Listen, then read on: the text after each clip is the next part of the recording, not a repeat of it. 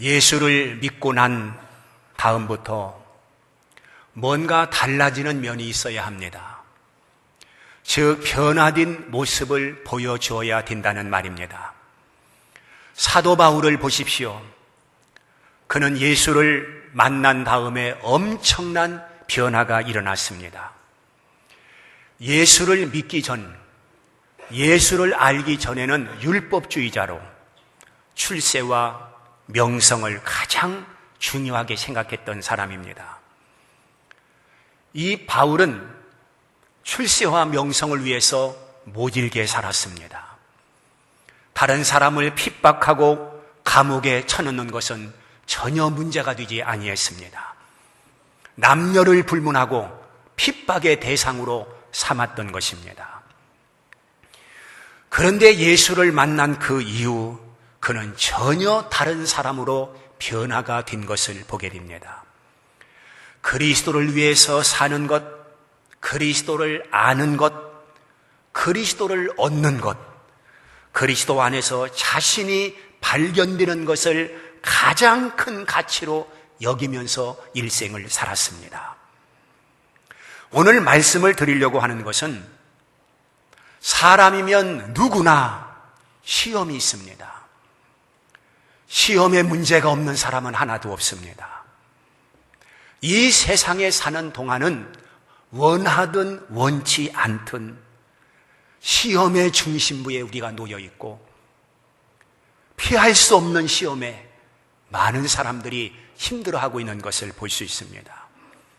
그런데 시험의 문제를 우리가 받았을 때에 태도가 중요합니다. 그 시험을 어떤 마음, 어떤 태도로 대하느냐는 것이 중요합니다. 예수를 믿기 전과 예수를 믿은 후가 분명히 달라야 되는 것입니다. 시험에는 두 가지 의미가 있습니다. 하나는 시련적 의미가 있고 또 하나는 유혹적 의미가 있습니다. 유혹은 마귀로부터 오는 것으로 성경에 밝혀놓고 있습니다. 오늘 말씀드리는 이 시험은 시련적 의미로서 말씀을 드리는 것입니다. 오늘 읽어드린 2절 말씀을 보게 되면 시험이라 이렇게 기록을 하고 있는데 3절에 보면 믿음의 시련으로 밝혀놓고 있습니다. 그런가 하면 12절에 보게 되면 시험을 참는 자 이렇게 말씀을 해놓았고 바로 이어서 시련을 견디는 자 이렇게 말씀하고 있습니다. 그래서 시험과 시련은 같은 의미로 사용되고 있다고 하는 것을 얼른 알 수가 있습니다. 그래서 오늘 말씀을 드릴 때 때로는 시험으로 때로는 시련으로 그렇게 말씀을 드릴 것입니다. 예수 믿기 전에는 시련을 받을 때, 시험을 받을 때 어떤 태도였는가? 대다수 시험은 괴로운 것, 시험은 답답한 것, 시험은 고통스러운 것, 시험은 참기 어려운 것, 시험은 지겨운 것, 그리고 시험은 사람을 짜증내게 만들고 실망스럽게 하는 것, 보통 이렇게 시험을 생각하고 있습니다. 그러나 예수를 믿은 후부터는 시련에 대한 가치 전환이 있어야 합니다.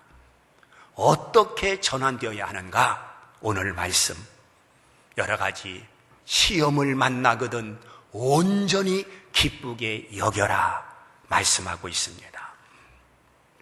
그동안 한국 교회는 기복신앙에 길들여져 왔기 때문에 돈이나 출세나 부귀나 영화 이런 것만 축복으로 알고 그것만을 기대하고 예수를 믿는 목적도 거기에 있고 그것을 내가 누리면 그것을 손에 쥐면 성공적으로 생각을 하고 또 믿음 좋은 것으로 생각하고 그것을 손에 쥐지 못하면 실패 인생이라고 생각하면서 살아왔습니다.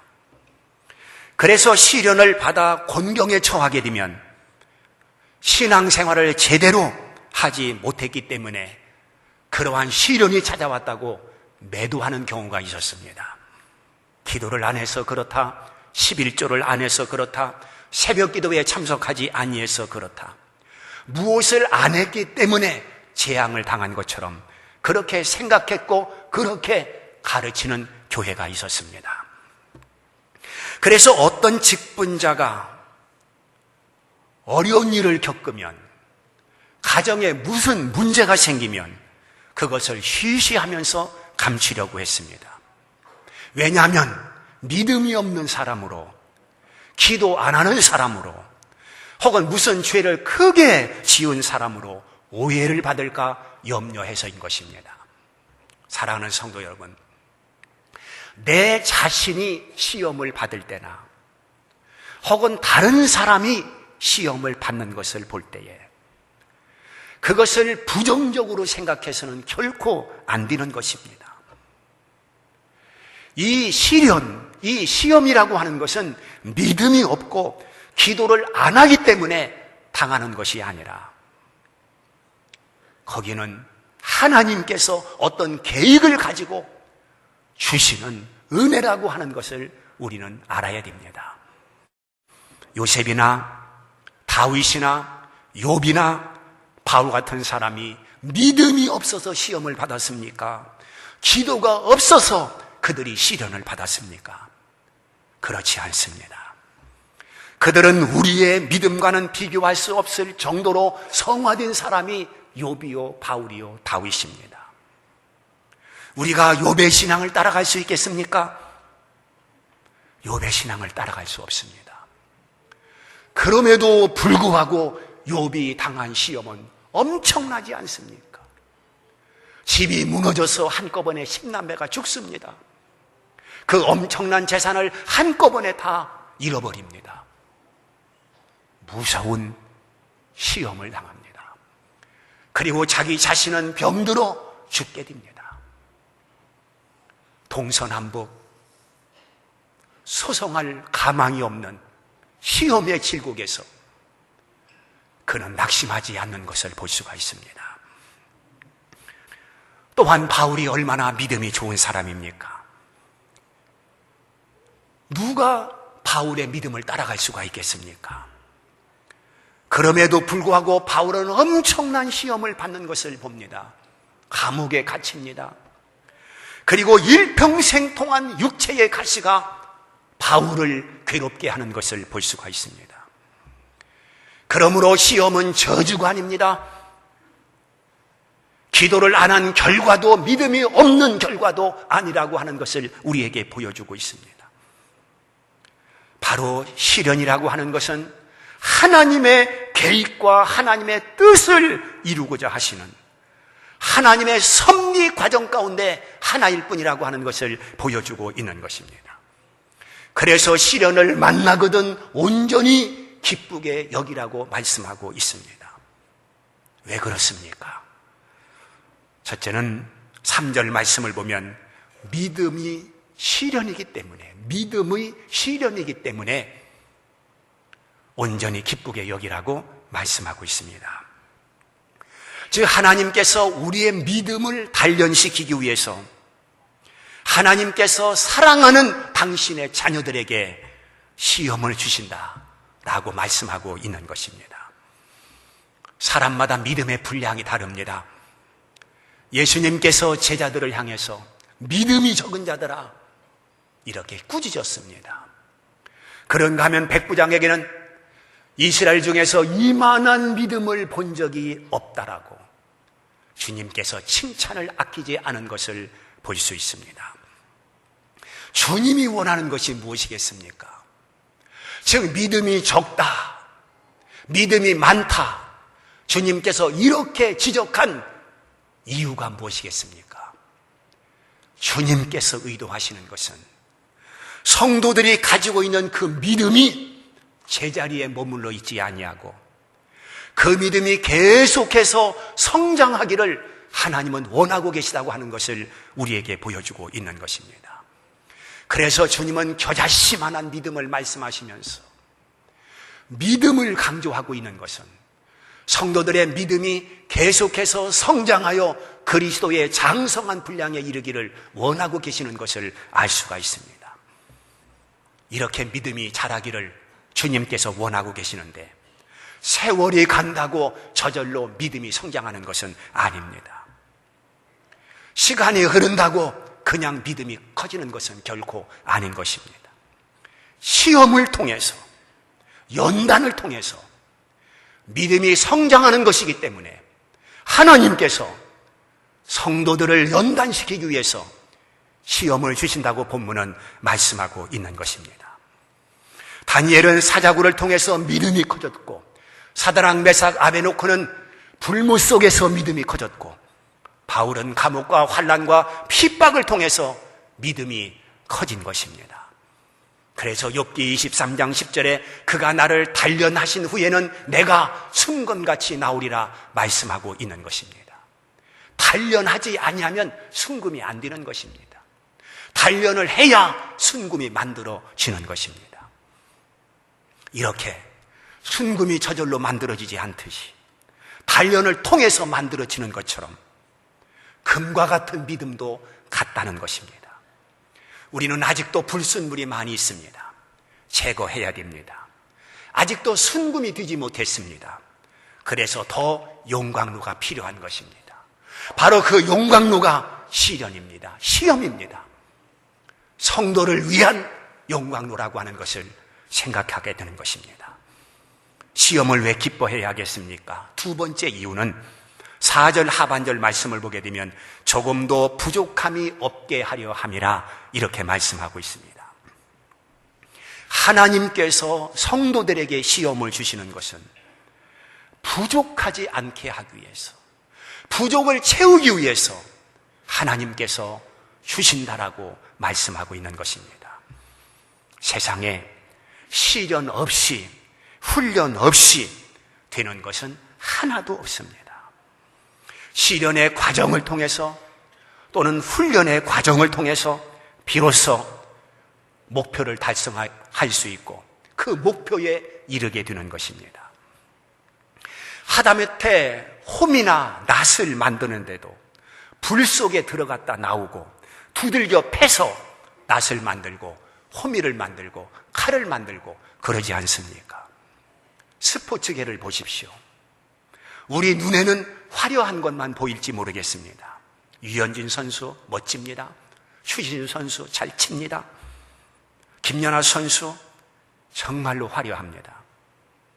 그런데 그 화려함 뒤에는 피나는 훈련과 연습이 있다고 하는 것을 알아야 됩니다. 놀고 먹고 잠자고 비단 방석 위에서 뒹굴면서 그렇게 된 것은 결코 아닐 것입니다. 하루아침에 저절로 그냥 된 것이 아닙니다. 상상할 수 없는 혹독한 훈련 속에서 만들어진 결과인 것입니다. 누구도 흉내낼 수 없는 지옥 훈련 속에서 얻어낸 결과인 것입니다. 훈련 없이 무엇이 되겠습니까? 연습 없이 어떻게 될 수 있겠습니까? 공부하지 않냐고 펑펑 놀면서 서울대학에 갈 수 있겠습니까? 사랑하는 성도 여러분, 영계도 그렇다고 하는 것을 기억해야 됩니다. 요셉은 감옥이 애굽의 총리로 만들었습니다. 또한 다니엘은 사자굴이 메대의 2인자로 만들어 놓았습니다. 모세를 만드는 데는 미디안 40년 세월이 필요했습니다. 바울을 만드는 데는 아라비아 광야 3년 세월이 필요했습니다. 이런 시련 끝에 영화가 있고 시련 끝에 꽃이 피고 시련 끝에 목적이 달성되는 것을 성경은 분명하게 보여주고 있는 것입니다. 그러므로 시련을 받을 때에 하나님은 나를 더 크게 만들기 위해서, 나를 더 귀하게 만들기 위해서, 하나님께서 나를 필요로 사용하시기 위해서 하나님께서 주시는 축복인 줄 믿습니다. 하나님이 주시는 은혜로 받아들여야 되는 것입니다. 왜 하나님께서 시험을 기뻐하라고 말씀했겠습니까? 세 번째 이유는 시험은 복이기 때문에 그렇다는 것입니다. 12절 말씀을 보게 되면 시험을 참는 자는 복이 있도다라고 말씀하고 있습니다. 사람들의 복 개념이 무엇이냐? 사람들이 가지고 있는 복 개념을 보면 모두가 다 세상적이고 일시적이고 보이는 것에 치중하고 있는 것을 볼 수가 있습니다.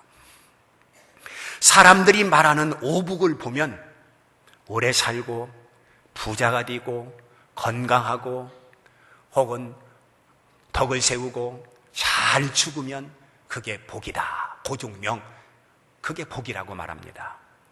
이것이 바로 유교에서 말하는 오복입니다. 그런데 이 유교적 오복이 분명 세상적이지 않습니까? 그럼에도 불구하고 오늘날 교회가 그것을 따라간다는데 문제가 있습니다. 만약에 오복이 복의 전부라고 생각한다면 신앙생활 안에 있는 사람보다도 신앙 밖에 있는 사람들이 더 복을 받으며 살고 있는지도 모르겠습니다. 그러나 성경에서 말하는 복은 시험을 참으면 복이라 이렇게 말씀하고 있다는데 주시해야 되는 것입니다. 시험을 당할 때에 인내하는 것입니다. 그리고 그 시험을 당할 때 오히려 감사하는 것입니다. 더 기도하고 더 하나님 앞에 가까이 나가 하나님의 뜻을 찾는 것이 시험을 받는 성도들의 태도라고 하는 것을 말씀하고 있습니다. 성도들이 시험을 당할 때 그 시험을 원망하는 것이 아닙니다. 그리고 시험 속에 유혹을 받아 넘어지는 것이 아닙니다. 끝까지 참으면 반드시 마침내는 하나님께서 그 시험을 복되게 하실 줄 믿습니다. 욥을 보십시오. 끝까지 참았더니 참고 또 참았더니 마침내는 갑절의 축복을 받았다고 성경은 밝혀놓고 있습니다. 욥기 성경을 시작하는 1장에서는 욥이 무지한 시험을 당합니다. 그러나 욥기서를 마치는 이제 그 끝부분에 가서는 갑절의 축복으로 해피엔딩으로 끝나는 것을 볼 수 있습니다. 바울은 어떻습니까? 바울을 보면 핍박을 당하고 환난을 당합니다. 수많은 박해를 당합니다. 그러면서도 복음을 포기하지 아니하고 끝까지 믿음을 지킵니다. 그 결과 그는 순교를 하게 되는 것을 봅니다. 이 일은 우리 성도들이 이해하기 어려울 것입니다. 믿음이 아니고서는 설명할 수가 없습니다. 바울은 세상의 부귀 영화가 아니라 하늘의 멸류관의 복을 받은 사람인 것입니다. 그렇다고 그가 세상에서 사는 동안에 그의 삶이 비참했느냐? 아니면 그의 삶이 후회스러웠느냐? 전혀 그렇지 않습니다. 그는 자기 삶에 대해서 촉하다 그렇게 고백하고 있습니다. 그리고 다른 사람들을 향해서 항상 기뻐해라, 범사에 감사하라고 말씀하고 있습니다. 아무것도 염려하지 말고 기도와 간구를 하라고 권면하고 있는 것을 볼 수가 있습니다. 바울은 세상적인 것은 놓고 하늘의 것을 붙들고 산 사람입니다. 거기에 대한 소망이 깊고 지냈기에 그는 세상살이도 좋겠고 그는 행복했던 것을 볼 수가 있습니다. 이제부터 우리 성도들의 복 개념, 성공 개념이 좀 바뀌어져야 됩니다. 그동안은 많은 돈, 그리고 높은 벼슬, 그리고 힘있는 자리, 이런 것만이 성공이라고 생각하면서 살아왔는데 태도의 변화가 있어야 됩니다. 오늘 우리는 세상이 전부가 아니라는 사실입니다. 이 세상은 100년 안팎에 끝날 세상입니다. 우리 앞에 준비된 영원한 세계가 있다는 사실을 기억해야 됩니다. 그러므로 세상만을 위해서 사는 어리석은 자들이 아니라 천상의 영광을 바라보고 살 수 있는 믿음, 세상의 복보다도 천상의 복을 더 귀하게 여길 수 있는 믿음, 이것이 성도들이 같이 전환해야 할 일이라고 하는 것을 알아야 됩니다. 가인과 아벨이 하나님 앞에 제사를 드립니다. 하나님은 아벨이 드린 양새끼에 관심을 두고 하나님은 가인이 드린 곡물에 관심을 둔 것이 아닙니다. 하나님은 드리는 자를 보셨고 드리는 자의 마음을 하나님께서 보셨습니다. 히브리서 11장 4절에 분명히 밝혀놓고 있는 사실입니다. 그러므로 하나님 앞에는 재물이 중요한 것이 아니라 드리는 자, 드리는 사람이 하나님 앞에는 중요한 것입니다. 그 사람의 마음, 그 사람의 믿음이 하나님 앞에는 귀한 것입니다.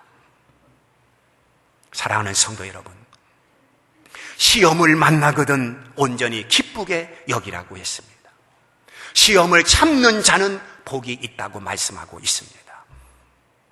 부자와 가난, 건강과 질병, 성공과 실패, 인류대학과 삼류대학, 큰 교회와 작은 교회, 이것이 엄연한 현실입니다. 그리고 우리는 이 속에서 살고 있습니다. 그런데 세속적인 복으로만 따진다고 한다면 부자가 복이고 건강이 복이고 성공이 복이고 인류대학이 복이라고만 생각할 수 있을 것입니다. 그러나 성경은 그렇게 말씀하고 있지 않습니다.